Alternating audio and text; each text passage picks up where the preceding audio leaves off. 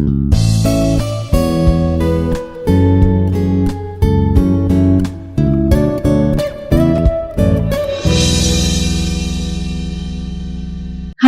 myself Dr. BJD Kalyani, working as Associate Professor in the Department of Computer Science and Engineering of Institute of Aeronautical Engineering. In this video, I will discuss Introduction to Software Engineering.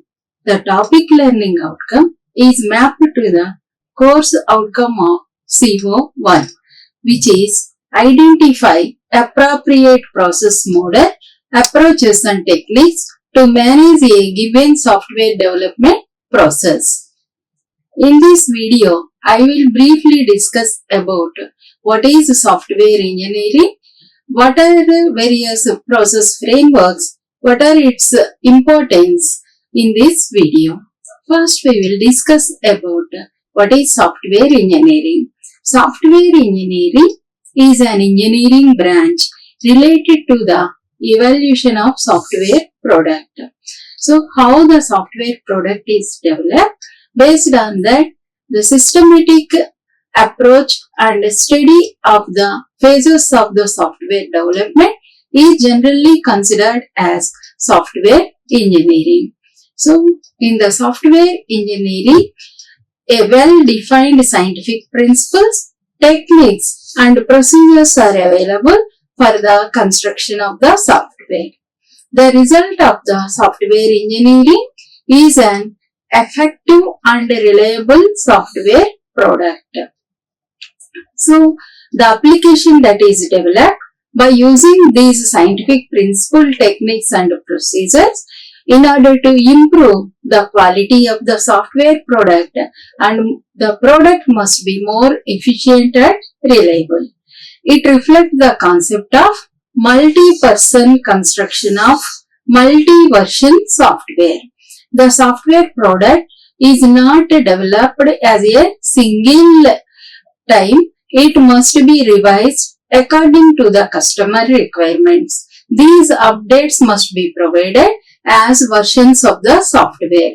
And not only a single person is developed the product, it is a team effort. That's why we can simply define software engineering as multi-person construction of multi-versions of the software until the user fully satisfied with the specified requirements. The software versions must be released with a team effort in order to improve the quality of the software product. So, the software product can process variety of activities, majorly involve the system analysis. First, the requirement plays the major role, which involves the communication activity. The team of software development must approach the customer to gather the requirements, and these requirements can be analyzed and conducted feasibility study, and after applying requirement engineering process, those are documented in SRS, software requirement document. So, the systematic analysis of requirements are carried out with form-based models, tabular-based models, as well as graphical-based models with the system analysis. Not only that, the feasibility study, which may comprises of the operational feasibility, the technical feasibility, economic feasibility is analyzed. After analyzing this feasibility study, the requirement engineering process is carried out by identifying the requirement, categorize the requirement, prioritize the requirement, verify and validate the requirements. After this RE process, the requirements must be documented in software requirement specification according to the IEEE format specified for the SRS. After that, the system design is carried out. In the system design, the objectives, scopes that are defined in the analysis phase are carried out in order to model the software under construction. So by using variety of UML diagrams, the design can visualize the system under construction so that the various features of the system is easily understood in order to construct the system. Like with the help of class diagram, how many classes are required for the project and how these classes are related. So many variety and diagrams are available in the UML. By using these diagrams, the blueprint of the software to be constructed is modeled in the system design. After that, the code design is the next part. Here the source code must be developed according to the specified requirements of the SRS. After the code is developed, it is tested. The verification validation mechanism is carried out with variety of software testing like white box testing, black box testing, grey box testing, unit testing, integration testing, system testing and user acceptance testing. The thoroughly tested software is deployed or loaded into the customer environment, and the customer can use the software and give the software maintenance activities are come into picture during this phase. So here the maintenance concentrates on correcting or fixing the errors during the deployment of the software and during operational phase of the customer with the developed software. And what are the updates are there? Those are noted down, and those updates must be considered for the next version of the software, and re-engineering process can be carried out in the updates activity. So these are the variety of activities that are generally carried out during the development of the software product. So software engineering includes a variety of techniques, tools and methodologies including requirement analysis, design, testing and maintenance of the software. So many case tools are assisted for the development of the software. For example, in the design phase, you can use the UML tools to visualize the software under construction like Star UML, Rational Rows, Visual Paradigm are the few of the tools. Not only that, after in the testing phase, we can use variety of tools like Selenium, JMeter, Load Runner, etc. So all these techniques and tools must be combined in order to construct in a systematic way the software. The main goal of software engineering is to develop software applications for improving quality, budget and time efficiently. The three parameters that affect the construction of the software are cost, time and quality, and those three parameters are concentrated and are well maintained by using the software engineering principles and methodologies. Software engineering ensures that software that has to be built should be consistent, correct, and also on budget, on time, and with the specified required requirements that are mentioned by the customer, so that customer might think that it is a quality product. The importance of software engineering is it minimizes the software cost. The cost can be planned by using variety of models, for example COCOMO, so that it can be well maintained, and handling the big project. So the software project is planned in terms of time, cost as well as resources. So complex projects can also be handled with this systematic approach. And the effectiveness, reliable software must be produced by following this framework and decrease the time and reduce the complexity of development of the software process. The significance of software engineering is innovation catalyst. So it drives the innovation, enabling the creation of novel applications, systems, solutions to reshape industries and improve lives. So these automation softwares can provide the improving and ease of use by the user and improve the lives, and it also empower the business organizations so that they provide the tailored software solutions that optimize the process, enhance customer experiences, and facilitate data driven decision making. So for decision making, the handy data must be available for the managers depending upon the customer experiences, and it also enhances the features of the business organization with optimized processes. And global connectivity, it fuels global connectivity through applications, websites, platforms that bridge geographical gaps and connect people, information seamlessly with remote access of the applications. The key principles of software engineering are modularity. So breaking the software into smaller and reusable components. So in order to provide reusability, the modularity plays a crucial role for the software engineering.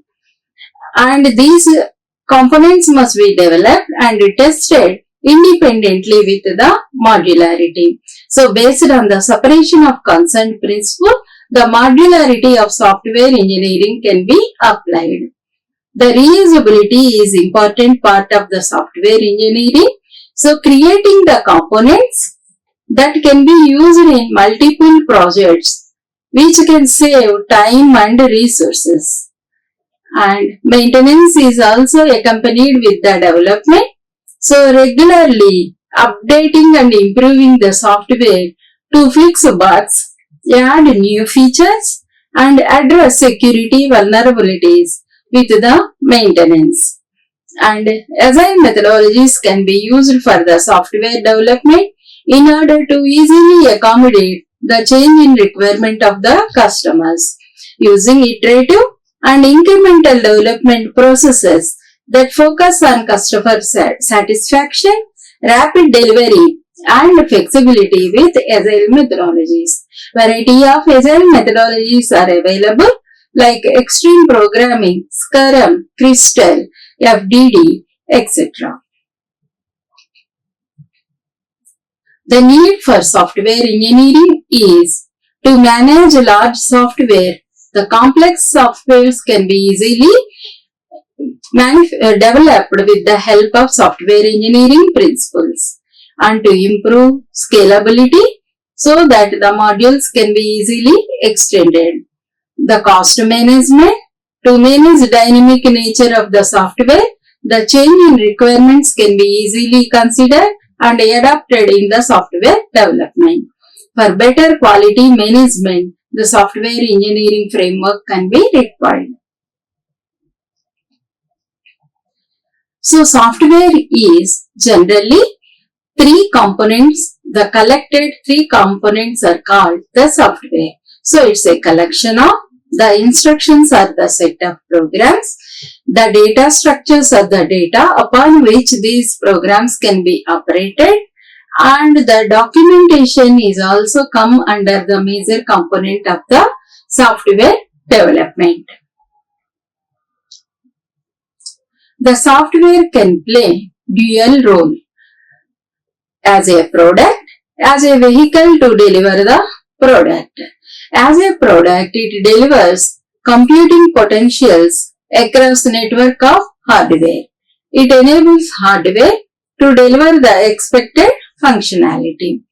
But during the vehicle to deliver the product, it provides a system functionality, controls other APIs or the software, it helps or build other softwares, and more tools must be developed.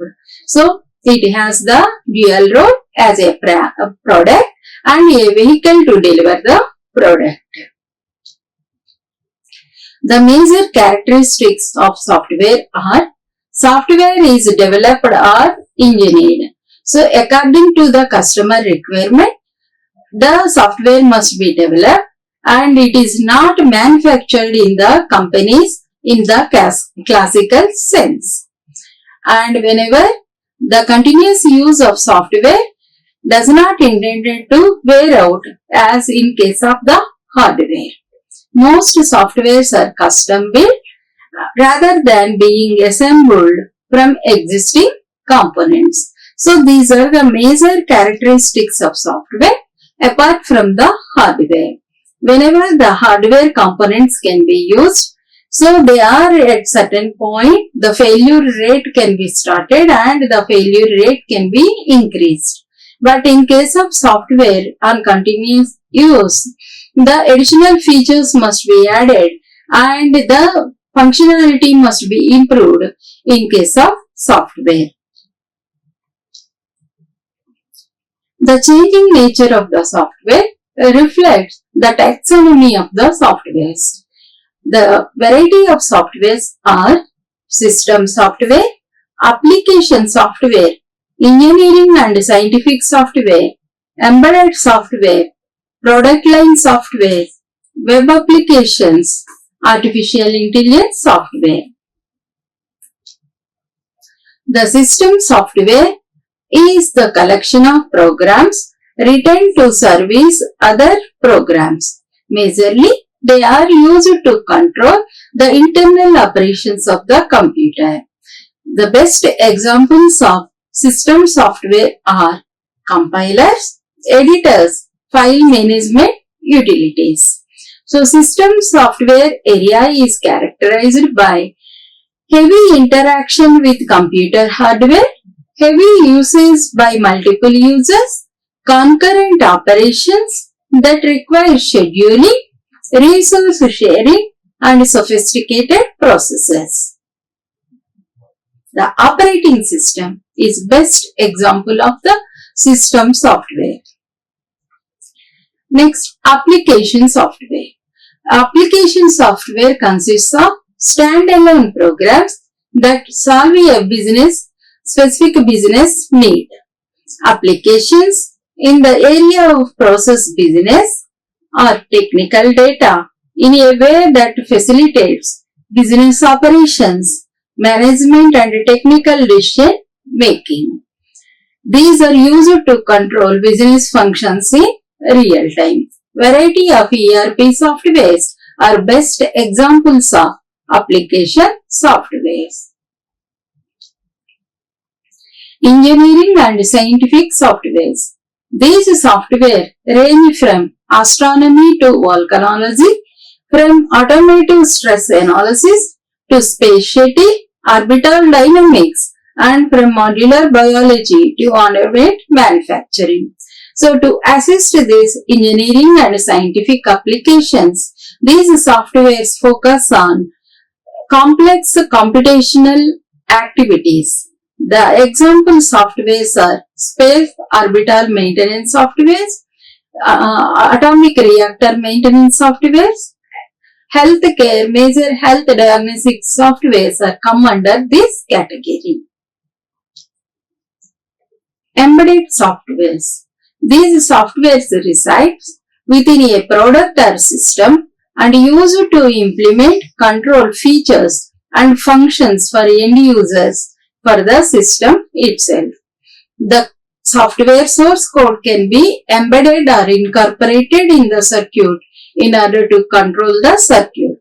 The best example are washing machines, autonomous vehicles, microwave ovens. These softwares are come under embedded software.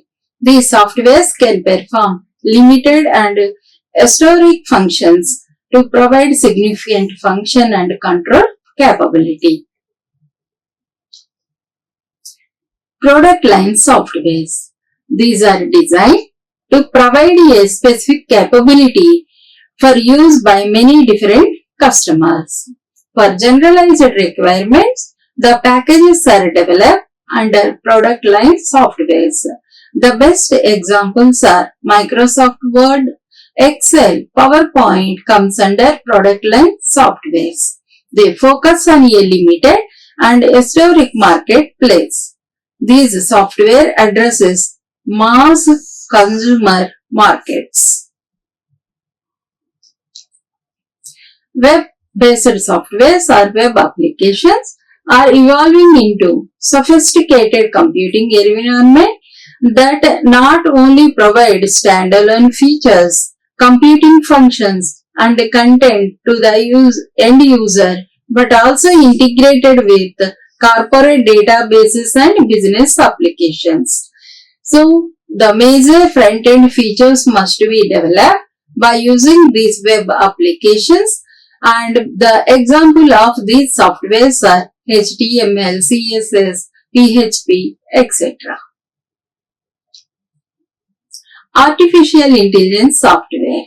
It makes use of non-numerical algorithms to solve complex problems that are not amenable to computations or straightaway analysis.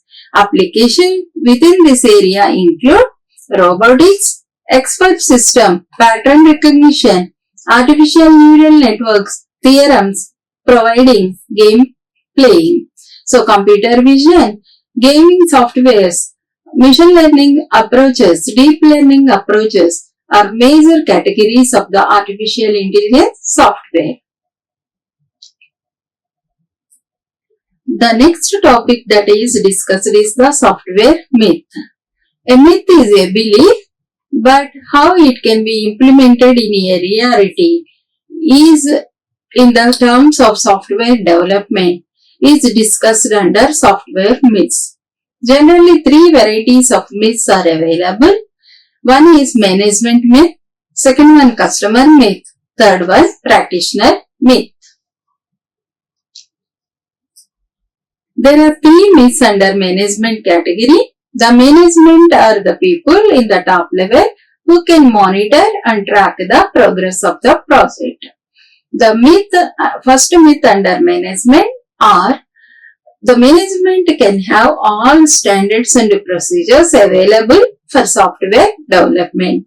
But in reality, there is no guarantee that all persons involved in the development must know these standard procedures that are available.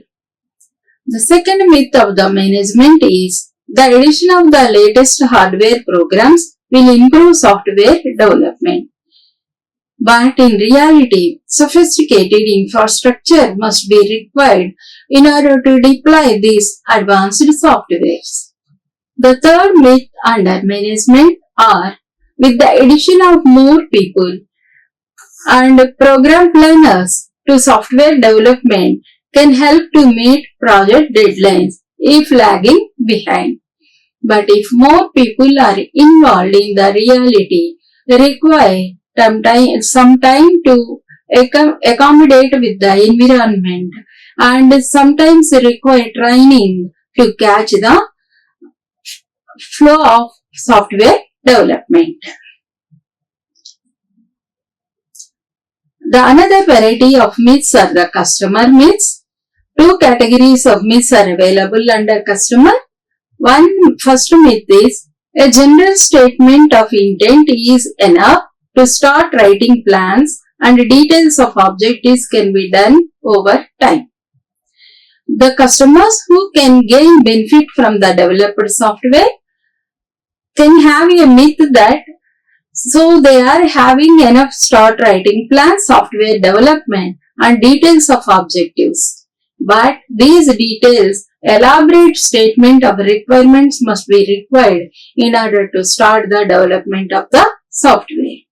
The second myth is software requirement continually change, but change can be easily accommodated because software is flexible.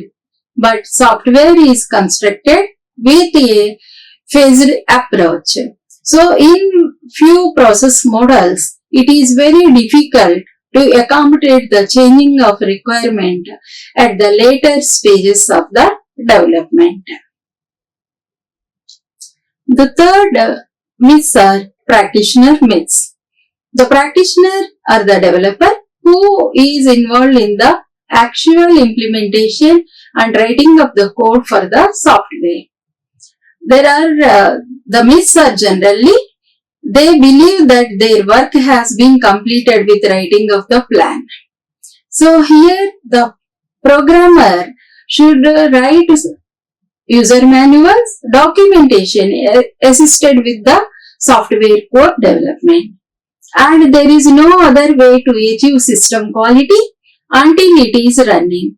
So before execution, some static methods are used in order to analyze the program like inspections, walkthroughs. The quality of the program can be assessed.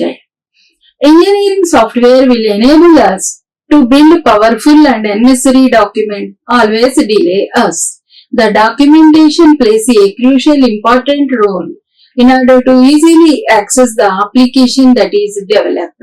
So, development of the documentation is also responsibility of the software developer, which is very helpful for the user to operate the software and to gain the intended services. So, those three are the myths under management, practitioner as well as the customer.